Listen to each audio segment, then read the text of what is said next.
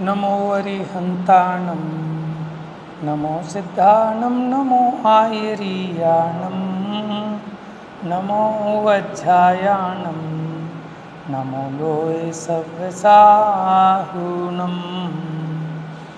वन्दितु सर्वसिद्धे ध्रुवमचलमणोवमं गतिं पत्ते वोच्छामि समयपाहुड मृणमो सुदकेवली भणिदं नमः समयसाराय स्वानुभूत्या चकासते चित्स्वभावाय भावाय सर्वभावान्तरक्षिदे निज स्वरूप को परमरस जामे भरो अपार वंदो परमानंदमय समय सार अविकार। तो अपना प्रकरण चल रहा है कि ये पक्षातिक्रांत पक्षातिक्रांत माने जो दो नयों के पक्ष हैं उन पक्षों से जो अतीत हो जाता है वही निर्विकल्प अनुभूति को प्राप्त कर पाता है। देखिए समय सार जी निकालिए, पेज नंबर एक एक कलश लेंगे, उसके बाद अपना उसमें से प्रकरण लेंगे। 352 नंबर पेज पर अपना कलश 69 हो गया था, 70 हो गया था, 71 हो गया था। अब देखिए 72 नंबर कलश। ये जो 20 कलश चल रहे हैं वो 70 नंबर के कलश से स्टार्ट हुए हैं कि एक कहे कि जीव बंधा है, ये एक नए का पक्ष है, और दूसरा नए ऐसा कहता है कि जीव बंधा हुआ नहीं है। लेकिन ये दोनों ही विकल्प हैं, और जब तक ये विकल्प रहेंगे तब तक आत्मानुभूति नहीं होगी, निर्विकल्पता नहीं होगी। इसलिए जो तत्ववेदी हैं माने तत्व का साक्षात अनुभव करने वाले जीव हैं, उनको ऐसा विकल्प नहीं है, उनको तो चित स्वरूप जीव चित स्वरूप ही है। पेज नंबर 352 कलश नंबर 72। एकस्य रक्तो न तथा परस्य चिति द्वयोर्द्वाविति पक्षपातौ यस्तत्त्ववेदी च्युतपक्षपातस्तस्यास्ति नित्यं खलु चेच्च देव। एक कहे ना रक्त दूसरा कहे रक्त है, किंतु यह तो उभय नयों का पक्षपात है। पक्षपात से रहित तत्ववेदी जो जन है, उनको तो यह जीव सदा चैतन्य रूप है। देखो रक्त माने होता है रागी, एक रक्त माने खून भी होता है, लेकिन यहाँ रक्त का मतलब जो उसमें मन रागी है। तो जीव रागी है, ऐसा एक नय का पक्ष है। कौन से नय का पक्ष है ऐसा बताओ जल्दी? व्यवहार नय का। सामान्य से कहें तो व्यवहार नय का, नहीं तो अशुद्ध निश्चय नय भी है जीव को रागी कहने वाला। तो अशुद्ध निश्चय नय को भी हम व्यवहार के खाते में डाल देते हैं। तो व्यवहार नय का एक पक्ष है। तो जो व्यवहार नय का एक पक्ष है कि जीव रागी है, ये सच है या झूठ है बताओ? सच है, क्योंकि भाई साहब नए जो हैं वो सम्यक ज्ञान के अंश हैं, सम्यक श्रुत ज्ञान के अंश हैं। जितना निश्चय नय सच है उतना ही व्यवहार नय भी सच है। बात समझ में आई? वो तो हम अपने प्रयोजन की मुख्यता से उसको गौण करके असत्यार्थ कहते हैं। कोई ये ना समझ ले कि व्यवहार नय ने जो कहा वह झूठा ही है, ऐसा नहीं है। जैसे हमारे घर पे कोई आया, बेल बजी और हमने बच्चे को भेजा बेटा देख के आओ, और 10-15 मिनट लगा के आया। हमने पूछा कौन था, तो वो कहता है पापा कोई नहीं था। कोई नहीं था तो 15 मिनट क्यों खराब किए? कि कोई तो था। हाँ मतलब था, लेकिन अपना नहीं था, ना अपना कोई लेटर था, ना अपना कोई रिश्तेदार था, वो तो किसी और के यहाँ पूछ रहा था एड्रेस। तो होने पर भी हमने उसको क्या कहा कि कोई नहीं था, माने हमारे काम का नहीं था। तो जब हम आत्मानुभूति की चर्चा करते हैं, शुद्ध स्वभाव का परिचय कराने की बात करते हैं, तो वहाँ ये जीव रागी है, इस पक्ष को हम गौण करते हैं।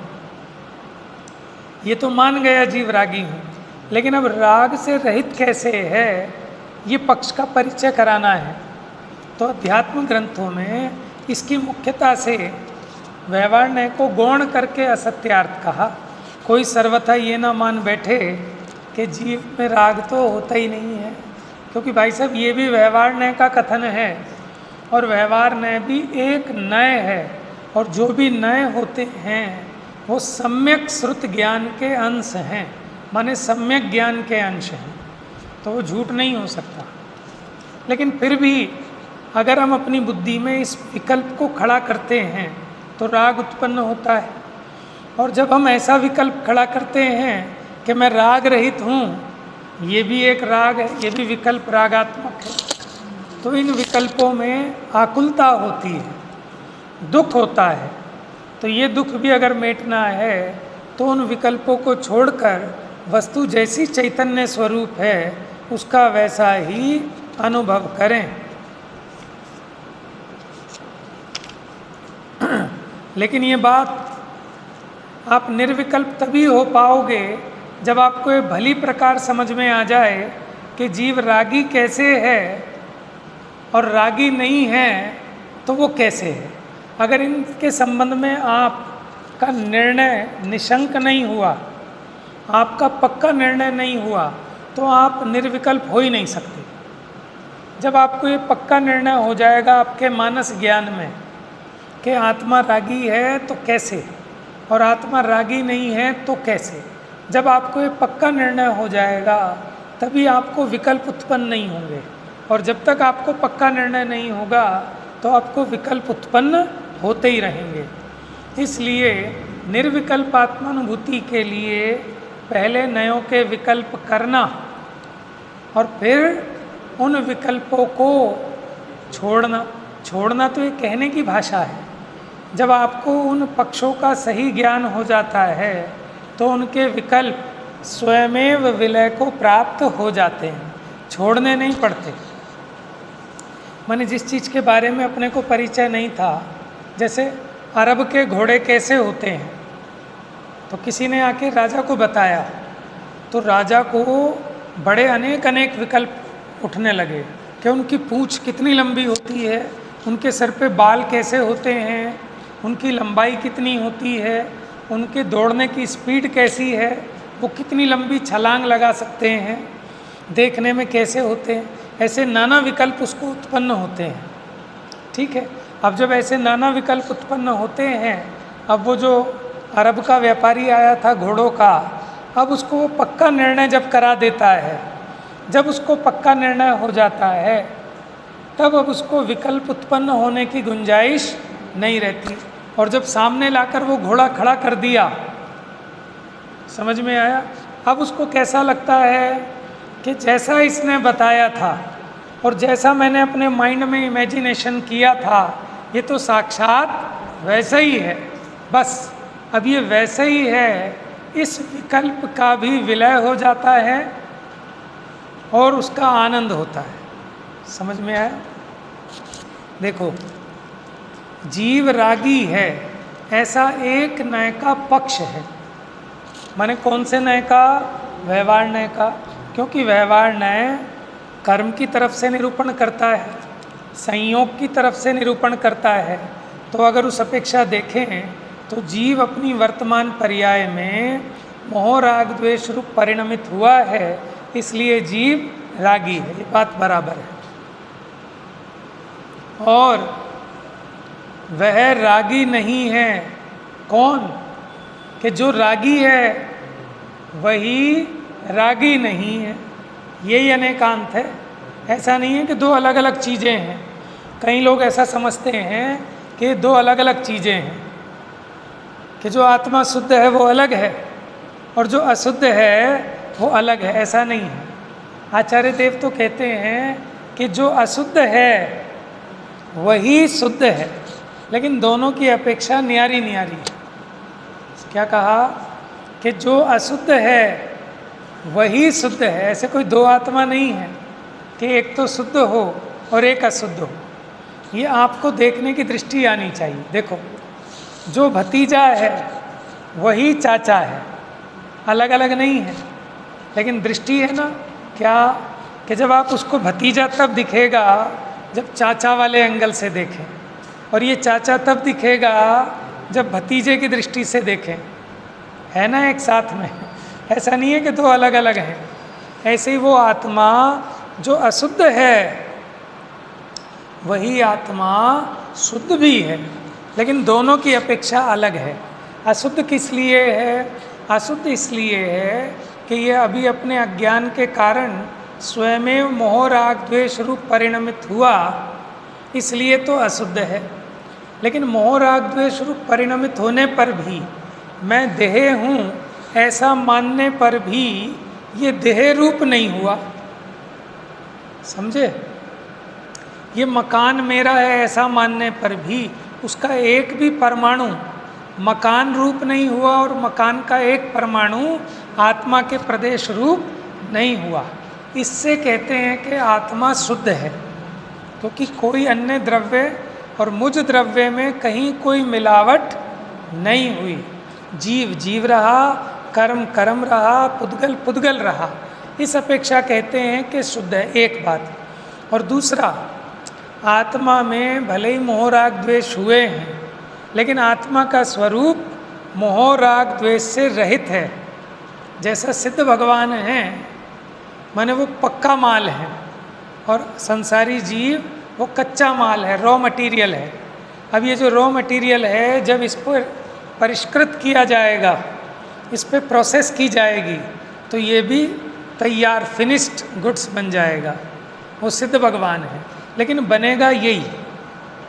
तो इसमें बनने की ताकत है ना, ये इसकी शुद्धता है, वो कहीं नष्ट नहीं हुई, वो शक्ति इसमें अभी भी मौजूद है। जैसे चना होता है, वो कच्चा चना भड़भूजा भूनता है, तो भूनने के बाद वो मीठा हो जाता है, और कच्चा खाएं तो वो कड़वा लगता है। वो मिठास उसमें कहाँ से आई? आग में से आई क्या? आग में आई तो रोटी जलाओ आप आग में, कहाँ से आई वो मिठास? उसके अंदर से आई। तो उसके अंदर थी, तो जब कच्चा था तब क्यों नहीं आ रही थी? थी तो तब भी आनी चाहिए थी। ये पेच है, ये समझ लेना बस आप। अगर ये पेच समझ में आ गया तो आपको आत्मा शुद्ध है और वही अशुद्ध है, ये भी समझ में आ जाएगा बराबर। बात समझ में आ रही है?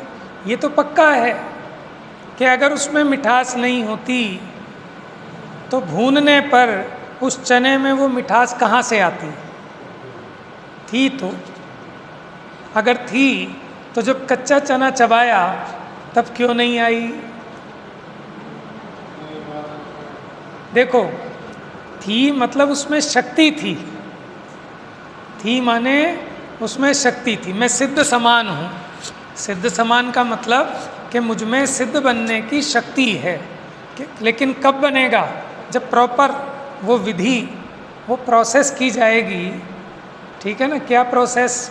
के सम्यक दर्शन ज्ञान चारित्र की पूर्णता करे तो ये भी शुद्ध हो जाएगा। लेकिन होगा अपने से ही, कहीं कर्म से नहीं होगा, कहीं किसी के आशीर्वाद से नहीं होगा। तो इसलिए कहते हैं मेरा स्वभाव कैसा है कि सिद्ध समान है, क्योंकि सिद्ध बनने की ताकत मुझ में है। मैं ही सिद्ध रूप परिणमित होऊंगा, लेकिन पूरी प्रोसेस होगी उसके बाद। समझ में आया? तो जब हम ये कहते हैं कि मैं शुद्ध हूँ, उसका एक अर्थ है द्रव्य की अपेक्षा, माने एक द्रव्य दूसरे द्रव्य रूप नहीं हुआ, इसका नाम है शुद्धता। और दूसरी अपेक्षा ये है कि आत्मा मोह राग द्वेष से रहित रहे, ऐसा उसका स्वरूप है, स्वभाव है। जैसे ही कर्मों का उदय हटे तो ये स्वयं शुद्ध रूप परिणमित होता है। मोह राग द्वेष करना ये जीव का स्वभाव नहीं है।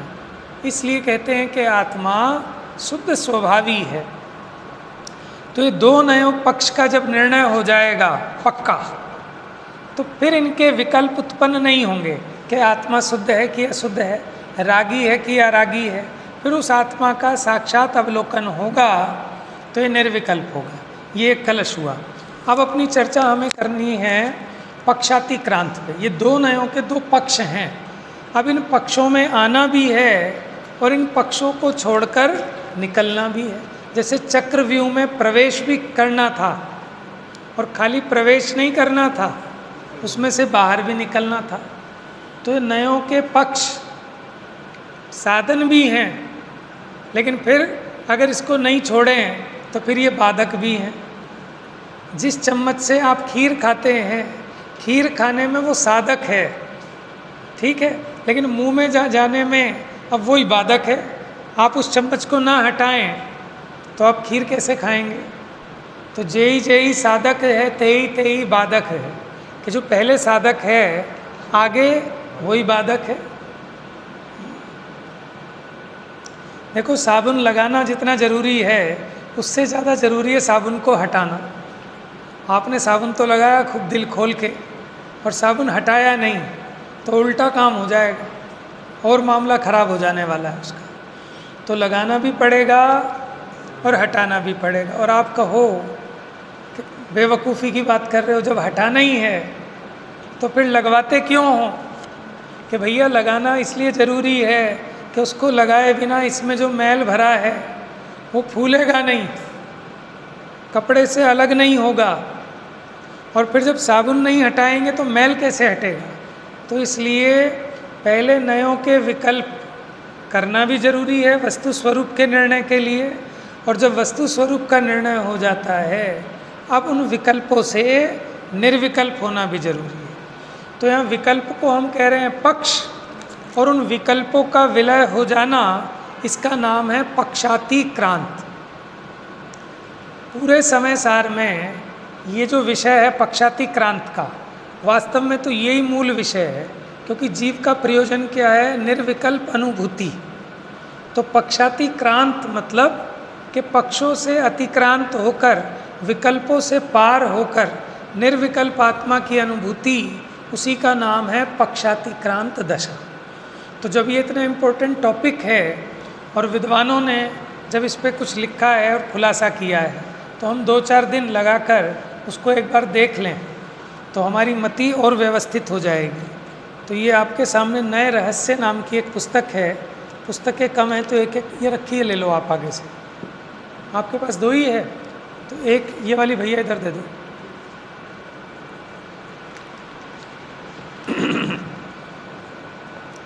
ये पंडित अभय कुमार जी शास्त्री, जो माने लगभग 30-35 साल से नए पढ़ाते हैं, टोडरमल स्मारक में भी और सब जगह, माने वो मास्टर हैं इस विषय के। उन्होंने एक इसमें टॉपिक लिखा है पक्षातिक्रांत। तो ज्ञानियों के अनुभव का हमें लाभ उठाना चाहिए, क्योंकि हमारी बुद्धि भी अल्प है। पेज नंबर 99 ध्यान से देखिएगा। निश्चय व्यवहार नयों के स्वरूप और विषय वस्तु की चर्चा करने के बाद पक्षातिक्रांत की चर्चा क्रम प्राप्त है। आपको ख्याल होगा इसमें से हमने पहले निश्चय और व्यवहार की थोड़ी चर्चा की थी, है ना? जब हमारी 8वीं 9वीं 10वीं 11वीं गाथाएँ चली थी तब हमने इसमें से निश्चय और व्यवहार की चर्चा भी ली थी। तो निश्चय व्यवहार की चर्चा की, माने वो साबुन लगाया, अब उस साबुन को धोना है, तो अब इसके बाद विषय लिया उन्होंने पक्षातिक्रांत का। क्योंकि नयों के द्वारा वस्तु स्वरूप का निर्णय करने के पश्चात नए विकल्पों से भी पार निर्विकल्प आत्मानुभूति प्रकट होती है। कब होती है निर्विकल्प आत्मानुभूति? कि वो जो नए पक्ष थे उनके विकल्पों को भी छोड़ने पर। इसी निर्विकल्प अनुभूति को पक्षातिक्रांत अथवा समय सार कहा जाता है। मैं पूछूंगा बाद में आपसे कि पक्षातिक्रांत का दूसरा नाम क्या है? समय सार। तीसरा नाम निर्विकल्प आत्मानुभूति। अब आपने तो पढ़ा है कि समय सार माने शुद्धात्मा, लेकिन यहाँ कह रहे हैं समय सार माने शुद्धात्मानुभूति। क्यों? क्योंकि भाई साहब बिना अनुभूति के शुद्धात्मा जाना नहीं जाता। अनुभूति में ही उस शुद्धात्मा की उपलब्धि होती है। तो शुद्धात्मा उपलब्धि, शुद्धात्मानुभूति, है ना, इसी का नाम है समय सार को प्राप्त करना, माने समय सार की प्राप्ति। नए पक्ष एवं पक्षातिक्रांत की चर्चा जिनागम में विभिन्न स्थलों में अत्यंत गहन और सूक्ष्मता से की गई है। यद्यपि उसी संदर्भ में इस विषय की चर्चा करना इष्ट है, तथापि हमारे लौकिक जीवन में भी पक्ष और निष्पक्ष दशा के अनेक प्रसंग बनते हैं। पक्षातिक्रांत माने निष्पक्ष, ठीक है। अब बताना तो हमें आत्मा पे लगा कर है, लेकिन अभी थोड़ा सा समझाने के लिए हम लौकिक में भी पक्ष क्या होता है और निष्पक्ष क्या होता है वो थोड़ा समझाते हैं। उससे क्या है कि विषय को समझना सरल हो जाता है, बोधगम्य हो जाता है विषय। हाँ, तो हमारे लौकिक जीवन में भी पक्ष और निष्पक्ष दशा के अनेक प्रसंग बनते हैं, जिन पर विचार करने से जिनागम में उपलब्ध विषय को सरलता से समझा जा सकेगा।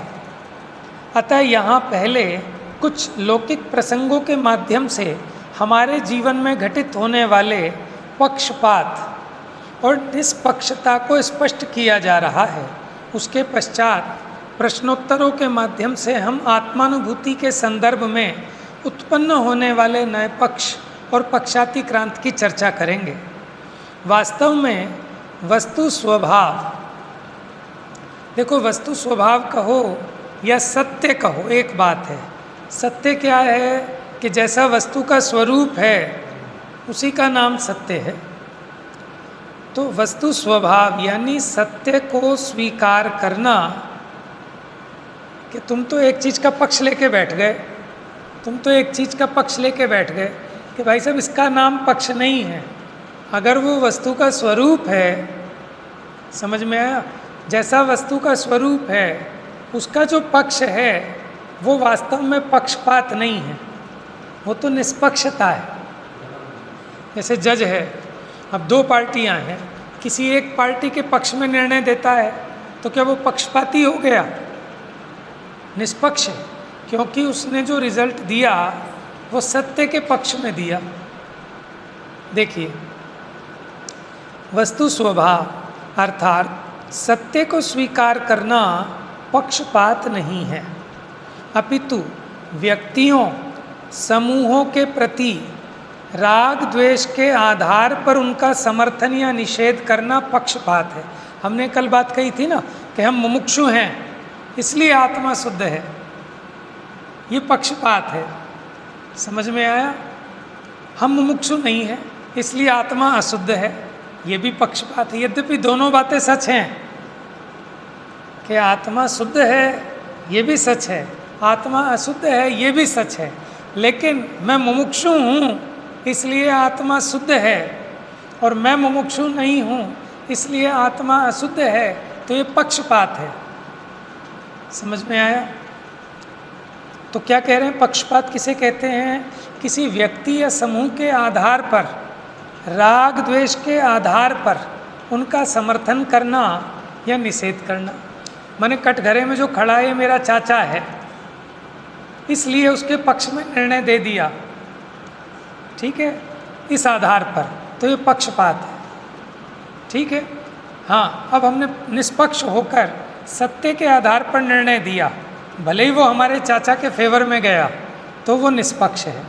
तो पक्षपात किसे कहते हैं कि राग द्वेष के आधार पर किसी का समर्थन करना या निषेध करना, इसका नाम है पक्षपात। मैं पूछूंगा इसको, ये प्रश्न है आपका कि पक्षपात क्या होता है? कि राग द्वेष के आधार पर अथवा किसी व्यक्ति या समूह के आधार पर कि मेरा चाचा जा रहा है तो मैं भी जा रहा हूँ, मेरे चाचा ने सही कह दिया तो मैंने भी सही कह दिया, ये पक्षपात है। यहाँ कुछ वर्तमान प्रसंगों के संदर्भ में इस विषय को स्पष्ट किया जा रहा है। पॉइंट नंबर 1, आध्यात्मिक सत्पुरुष पूज्य गुरुदेव श्री कांजी स्वामी ने दिगंबर धर्म की सत्यता को जानकर, पहचान कर, उसे अंगीकार करते हुए स्थानकवासी संप्रदाय और उसमें स्वीकृत जो साधु वेश है उसका त्याग कर दिया। तो क्या ये कहना उचित है कि वो दिगंबर संप्रदाय के पक्ष में आ गए या कुंद आचार्य का पक्ष करने लगे? नहीं, क्योंकि उन्हें सत्य की उपलब्धि ही दिगंबर शास्त्रों के माध्यम से हुई, उन्होंने सत्य को अंगीकार किया, उन्होंने कुंद आचार्य का पक्ष नहीं किया, उन्होंने दिगंबर धर्म का पक्ष नहीं किया, उन्होंने वस्तु स्वरूप का पक्ष किया और वो वस्तु स्वरूप उन्हें दिगंबर धर्म में नजर आया, इसलिए उन्होंने वो अपने श्वेतांबर वेश को छोड़कर मैंने दिगंबर संप्रदाय के श्रावक का पद अंगीकार किया। उन्हें सत्य की उपलब्धि दिगंबर शास्त्रों के माध्यम से हुई, इसलिए उन्होंने डंके की चोट पर ये घोषणा की कि दिगंबर धर्म ही सत्य है। तो ये पक्षपात से नहीं किया, हम तो पैदा हुए ना दिगंबर में, तो हम बचपन से कहेंगे दिगंबर धर्म सच्चा है, श्वेतांबर झूठा है। तो हमारा ये कहना पक्षपात है, क्योंकि हम राग के कारण कह रहे हैं, और हम अगर ये कहें कि श्वेतांबर धर्म सही नहीं है तो हम द्वेष के कारण कह रहे हैं। लेकिन जब आपने निष्पक्ष होकर निर्णय किया वस्तु स्वरूप के हिसाब से, उसके बाद अगर आप ये कहते हैं कि दिगंबर धर्म सत्य है, तो ये कहना पक्षपात नहीं होगा। वे अपने श्रोताओं से भी यही अपेक्षा रखते थे कि वे उन्हें संप्रदाय परिवर्तन करने वाले के रूप में ना देखें, अपितु सच्चे मुक्ति मार्ग के पथिक के रूप में देखें। माने लोग उन्हें कैसे देखते थे कि ये कन्वर्टेड हो गए, कि इस रूप में मत देखो, आप इस रूप में देखो कि मैंने सच्चे मुक्ति मार्ग को अंगीकार किया है। इसलिए वे अपने प्रवचनों में बारंबार कहा करते थे कि दिगंबर धर्म कोई बाड़ा या संप्रदाय नहीं है। बाड़ा क्या होता है कि जैसे गाय होते हैं, पशु होते हैं ना, तो उनको एक बाड़े में बंद कर देते हैं, तो ऐसे मार मार के जो मुल्ला बना देते हैं कि सब के सब इधर आ जाओ, धर्म अंगीकार कर लो। तो जैन धर्म ऐसा कोई बाड़ा नहीं है कि किसी को घेर घेर के जैनी बनाया जाए, ये कोई संप्रदाय नहीं है। ये तो वीतराग सर्वज्ञ परमात्मा द्वारा 100 इंद्रों और गणधरों की उपस्थिति में कहा गया वस्तु का स्वरूप है। अगर गड़बड़ बोलते तो द्वादशांग के पाठी गणधर पकड़ लेते। 100 इंद्रों की हाजिरी में भगवान ने बात कही है। अतः वे दिगंबर धर्म के प्रबल प्रचारक होने पर भी पक्षपाती हैं या पक्षातिक्रांत हैं। भले ही वो दिगंबर धर्म के प्रबल प्रचारक हैं, लेकिन फिर भी वो निष्पक्ष है, पक्षपाती नहीं है। और हम यदि दिगंबर धर्म का मर्म न समझकर मात्र कुल परंपरा से दिगंबर धर्म को सही मानते हैं तो हम जरूर पक्षपाती हैं। समझ में? मुंह में माने गुटखा दबाया, सिगरेट पी रहे हैं और जैन धर्म की जय जयकार, 1 2 3 4 जैन धर्म की जय जयकार, जैन धर्म ही सच्चा है, कहता हर कोई बच्चा है। तो ऐसा कहने पर भी उसका ये कहना राग द्वेष के कारण है, वो पक्षपात से कह रहा है, वो निष्पक्ष नहीं है। दिगंबर समाज के सैकड़ों विद्वानों और लाखों साधर्मियों ने पूज्य गुरुदेव श्री से दिगंबर धर्म का मर्म समझा और उनकी श्रद्धा करने लगे, माने उनमें आस्था रखने लगे। परंतु इस सत्य को न समझने वाले लोग कहने लगे कि ये लोग कांजी मत सोनगढ़ पद के समर्थक हो गए, परंतु यह उनकी द्वेषपूर्ण भ्रांति ही है। माने वो जो निषेध कर रहे हैं वो भी वस्तु स्वरूप के आधार पर नहीं, वो भी द्वेष के आधार पर, पक्षपात के आधार पर। क्योंकि पूज्य गुरुदेव श्री कहते हैं कि यह हमारे घर की बात नहीं है। मिणमो सुध केवली भणिदम, कि हम तो पोस्टमैन हैं, हम तो चिट्ठी लाए हैं। अब चिट्ठी जिसने भेजी है उससे पूछो कि हम तो सर्वज्ञ तीर्थंकर परमात्मा की चिट्ठी यहाँ पढ़ के सुना रहे हैं, बस हमारे घर का इसमें कुछ भी नहीं है। यह तो तीर्थंकर परमात्मा का कहा हुआ तथा दिगंबर संतों द्वारा शास्त्रों में गूंथा हुआ परम सत्य है। अतः पूज्य गुरुदेव श्री द्वारा किए गए दिगंबर धर्म के रहस्य उद्घाटन को कांजी मत सोनगढ़ पंथ की संज्ञा देना ये इतिहास को विकृत करने का विफल प्रयास और द्वेषपूर्ण पक्षपात है। समझ में आया कि वो कोई एक संप्रदाय या बाड़ा नहीं है, वो तो वस्तु स्वरूप के पाले में खड़े हैं, सत्य के पक्ष में खड़े हैं। ये तो एक उदाहरण था। दूसरा उदाहरण देखो, एक अदालत में हत्या के आरोपी को जज के सामने प्रस्तुत किया गया उसका वकील उसे निरपराधी सिद्ध करने के लिए और सरकारी वकील उसे अपराधी सिद्ध करने के लिए बहस करते हैं।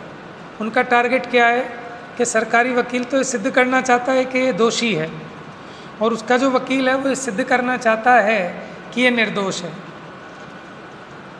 तो उसके लिए बहस करते हैं। यहाँ पक्षपात और पक्षाती क्रांति के संदर्भ में क्या क्या परिस्थितियाँ बनती हैं वो देखते हैं। अब हमें इसमें ढूंढना है कि पक्षपात क्या है और निष्पक्षता क्या है। वह आरोपी अपराधी है या निरपराधी, इससे किसी वकील का कोई प्रयोजन नहीं है। जो उसका अपना वकील है उसको भी बस ये चाहिए कि इसको जिताना है, चाहे ये अपराधी हो या निरपराधी। तो बताओ वो वकील पक्षपाती है या निष्पक्ष है? पक्षपाती है। अच्छा, जो सरकारी वकील है उसको भी ये मतलब नहीं है कि निर्दोष है या दोषी है, उसको भी मुझे ये केस जीतना है, हर हालत में इसको सज़ा दिलानी है, तो वो भी कैसा है? पक्षपाती है। वकील उसका तो काम यही होता है, वो तो अपनी पूरी ताकत इस चीज़ में लगाएगा कि अपराधी है, और जो उसने अपना प्राइवेट वकील किया वो ताकत ये लगाएगा कि निरपराधी है। और जो जज बैठा है वो उन दोनों के पक्षों को सुनेगा और सत्य का निर्णय करेगा, तो वो जज होगा निष्पक्ष।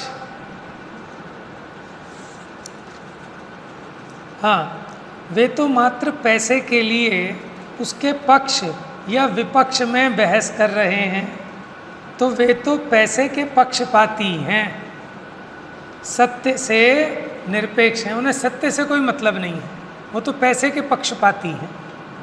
पॉइंट दूसरा, लेकिन यदि आरोपी का वकील उसे अच्छी तरह जानता है कि वास्तव में इसने हत्या नहीं की और वह उसे न्याय दिलाने के लिए उसका केस लेता है और इसीलिए उसके पक्ष में लड़ रहा है क्योंकि वो बेकसूर है, तो भले ही वो फीस भी ले रहा हो, लेकिन फीस लेते हुए भी वो पक्षपाती नहीं है, क्योंकि वो सत्य के पक्ष में है, इसलिए वो निष्पक्ष ही है। तीसरा पॉइंट, यदि वह आरोपी वास्तव में हत्यारा है और सरकारी वकील ये जानता है, इसलिए वह कानून की रक्षा के लिए उसे सज़ा दिलाने के लिए लड़ता है, तो वह भी अपना वेतन लेते हुए भी निष्पक्ष है, पक्षपाती नहीं है।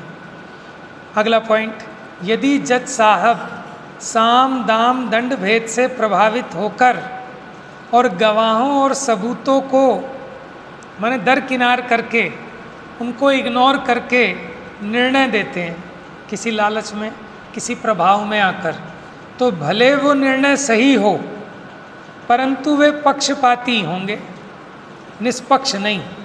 किंतु यदि वे गवाहों और सबूतों के आधार पर अपने विवेक और कानून के नियम अनुसार उसे अपराधी या निरपराधी घोषित करते हैं, तो वे निष्पक्ष ही हैं। इसी प्रकार गवाहों की निष्पक्षता या पक्षपात के संबंध में भी निर्णय कर लेना चाहिए। गवाह भी पेश किए जाते हैं कि कोई तो पैसे के लिए आ गया 10,000 रुपये लेके, तो वो पक्षपाती है।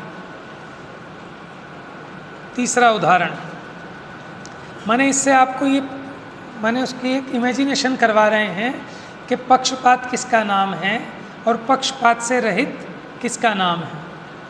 पूज्य गुरुदेव श्री द्वारा प्रतिपादित तत्व ज्ञान से प्रभावित होने पर भी कुछ लोग अपने को निष्पक्ष घोषित करने के चक्कर में अपने को दोनों पक्षों का समर्थक कहते हैं कि कई लोग कहीं मेरे पे ठप्पा ना लग जाए, समझ में आया ना। इसलिए वो क्या कहते हैं, अपने को निष्पक्ष साबित करने के लिए, क्योंकि अगर मैंने इनके पक्ष को मान लिया तब तो मैं पक्ष वाला कहलाऊँगा, लेकिन मुझे निष्पक्ष रहना है तो मैं इनका भी फेवर करता हूँ और इनका भी फेवर करता हूँ। जरा विचार कीजिए कि सत्य और असत्य तथा सोना और पीतल दोनों को एक समान जानना, दोनों का बराबर समर्थन करना, ये निष्पक्षता कैसे हो सकती है? जो जैसा है उसे वैसा जानकर राग द्वेष नहीं करना ही सच्ची निष्पक्षता है। वस्तुतः राग द्वेष ही पक्षपात हैं। और वीतरागता ही निष्पक्षता है। तो जब हम बात करेंगे आत्मा के बारे में कि पक्षातिक्रांत होना, तो जो नए के विकल्प संबंधी राग है उस राग को छोड़ना, वीतराग होना, उसका नाम है पक्षातिक्रांत। ज्ञान में स्व पर, स्व माने अपना, पर माने पराया, हितकारी और अहितकारी माने भला बुरा, द्रव्य पर्याय आदि को यथार्थ जानना, ये ज्ञान की वीतरागता है, माने ज्ञान की निष्पक्षता है। समझ में आया? जैसा है वैसा वस्तु को जाने, अपने को जाने जैसा है, पर को पर जाने। ठीक है, इसमें पक्षपात नहीं है। ठीक है, जो भला है उसे भला जाने और जो बुरा है उसे, ये निष्पक्षता है। द्रव्य पर्याय जैसा उसका स्वरूप है वैसा जाने, द्रव्य नित्य है उसे नित्य जाने, पर्याय अनित्य है उसे अनित्य जाने, ये निष्पक्षता है। ये ज्ञान की निष्पक्षता है, उसी का नाम है ज्ञान की वीतरागता। देखो जो जज है वो निष्पक्ष होकर निर्णय देता है ना, माने उसको हम ये कहेंगे कि वो वीतरागी है, ना तो इससे राग ना इससे द्वेष। समझ में आया? बहुत से लोगों का तथा कथित निष्पक्षता का यही चिंतन आज, बहुत से लोगों का तथा कथित निष्पक्षता का यही चिंतन आज वीतरागी देव शास्त्र गुरु और सरागी देव शास्त्र गुरु के बारे में है। क्या कि वे कहते हैं कि किसी को अगर हम अच्छा मानेंगे और किसी को बुरा मानेंगे तो पक्षपात हो जाएगा, तो इसलिए हम तो दोनों को ही अच्छा मानते हैं। समझ में आया? तो भैया अच्छे को अच्छा मानना, इसका नाम पक्षपात नहीं। हाँ, राग के कारण आप किसी को भला माने, द्वेष के कारण किसी को बुरा माने, इसका नाम तो पक्षपात है। तो निष्पक्ष होने के चक्कर में ये गड़बड़ झाला नहीं करना। हम तो निष्पक्ष हैं, इसलिए हम सभी देवों धर्मों को समान मानते हैं। लोग कहते हैं कि आप तो रागी हो, आपको तो द्वेष है, इसीलिए आप मंदिर तो जाते हो, मस्जिद नहीं जाते। मैं वीतरागी हूँ, मैं जैसे मंदिर जाता हूँ वैसे ही मस्जिद भी जाता हूँ। समझ में उनका तर्क ये। तो इसका नाम वीतरागता नहीं है भैया, कि जो सच्चा है उस सच्चे को सच्चा मानना और झूठे को झूठा मानना, ये सच्ची निष्पक्षता है।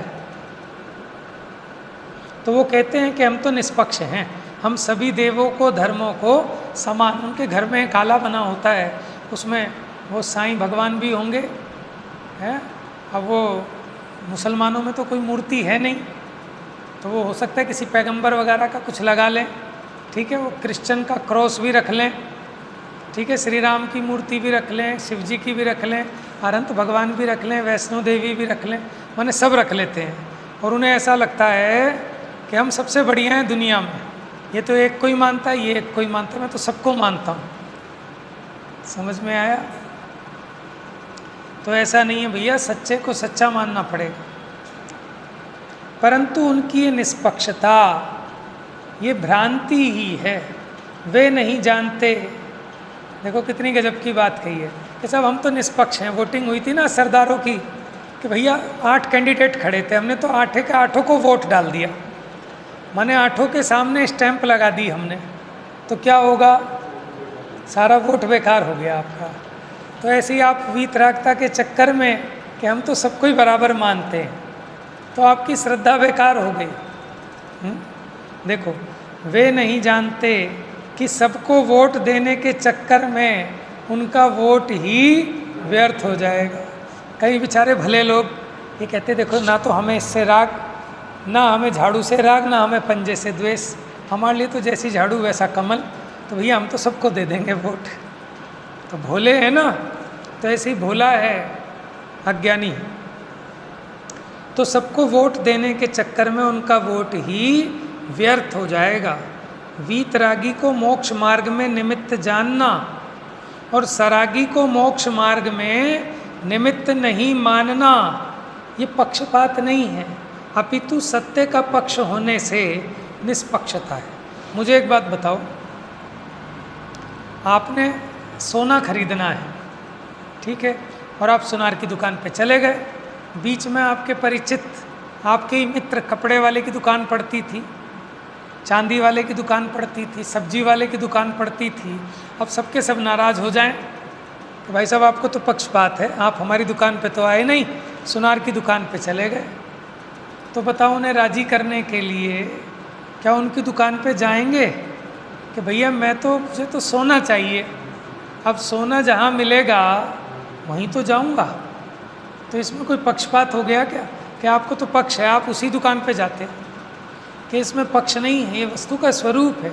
तो ऐसे ही कोई कहे कि आप वीतरागियों के क्यों जाते हो कि भैया मैं तो वीतरागता का ग्राहक हूँ, मुझे वीतरागता चाहिए, इसलिए मैं वीतरागी के यहाँ जाता हूँ। इसका नाम पक्षपात नहीं है।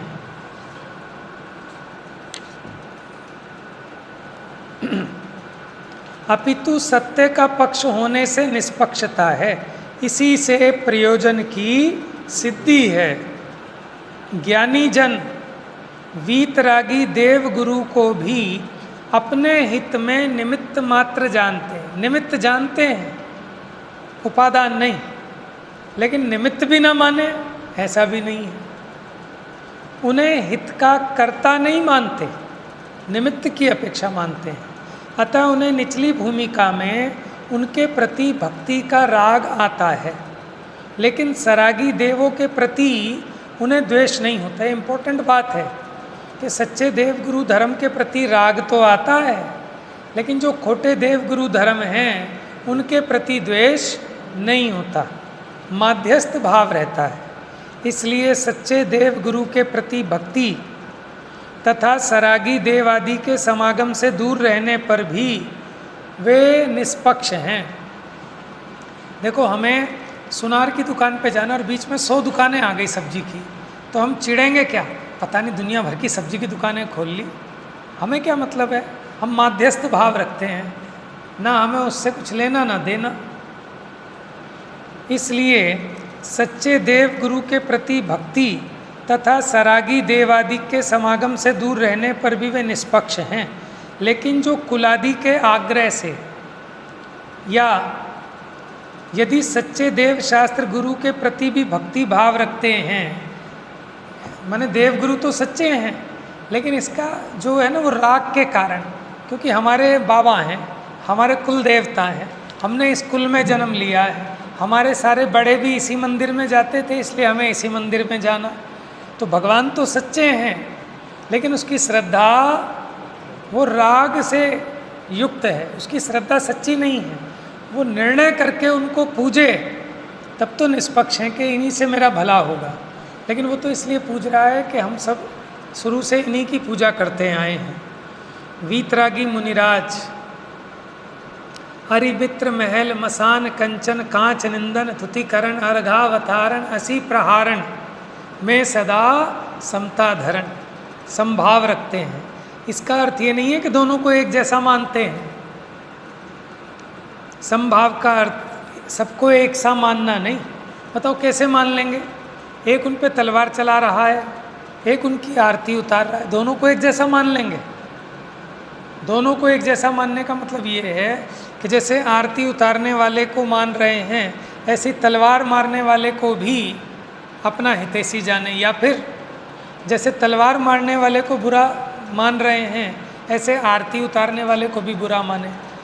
तो समान मानने का मतलब है दोनों को एक सा मानना नहीं, अपितु जो जैसा है उसे वैसा जानकर उनके प्रति राग द्वेष नहीं करना, अपने स्वरूप में रमे रहना, इसका नाम है क्या? समान, समता, समभाव। देखो, एक बार प्रश्न आया था किसी गोष्ठी में कि जब मुनिराज के लिए महल और मसान एक जैसे हैं तो वो महल छोड़ के क्यों जाते हैं मसान में, है क्यों जाते हैं वो जंगल में, जब उनके लिए कोई अंतर नहीं है। वो तो संभाव रखते हैं, जैसा महल वैसे ही मसान, तो फिर महल में ही आराधना कर लें।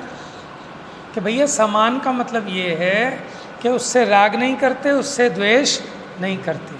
लेकिन ऐसा नहीं है कि समान, वो ये जानते हैं कि जो महल है यहाँ रहकर मेरी आराधना में बाधा उत्पन्न होती है, और एकांत शांत स्थान में जाकर मेरी आराधना में माने उस निमित्त बनता है। तो बुद्धिपूर्वक इसको छोड़कर वहाँ जाते हैं, लेकिन किसी से राग द्वेष नहीं करते, इसलिए कहा कि समान है माने समभाव है। तो अभी ये चर्चा चल रही है कि पक्षपात किसका नाम है और निष्पक्षता क्या है। अभी उदाहरणों की चर्चा हो रही है। इसके बाद फिर आत्मा के संदर्भ में निर्विकल्प अनुभूति कैसे होती है वो प्रकरण भी आएगा। तो मुझे लगता है इसमें शायद हमें 3 दिन लगेंगे, लेकिन 3 दिन में उपयोग में आपके सेट बैठ जाएगा कि पक्षातिक्रांत कहीं कभी भी आपके सामने चर्चा आए तो आपको एकदम पूरा ये जो विषय लिखा है ये आपके माइंड में क्लियर हो जाएगा। मेन चीज़ होती है कंसेप्ट क्लियर होना चाहिए। वैसे तो पिछले 3 या 4 क्लासों में पक्षातिक्रांत की चर्चा हमारी चल रही है, ठीक है ना। लगभग जितना था मेरी सामर्थ्य वो सब आ चुका है, लेकिन थोड़ा सा उदाहरणों से, नाना युक्तियों से और वस्तु तत्व के निर्णय में हमको हेल्प मिलती है। तो मेन चीज़ ये आपको कुछ याद रहे ना रहे वो बड़ी बात नहीं है। मैं तो इसलिए कहता हूँ ताकि आप सावधानी से उपयोग को लगा कर सुने। इम्पोर्टेंट है कि आपके ज्ञान में कंसेप्ट क्लियर होना चाहिए, माने आपको भाव वासना में क्लैरिटी हो जानी चाहिए कि किसका नाम पक्षपात है, किसका नाम निष्पक्षता है। समझ में आया?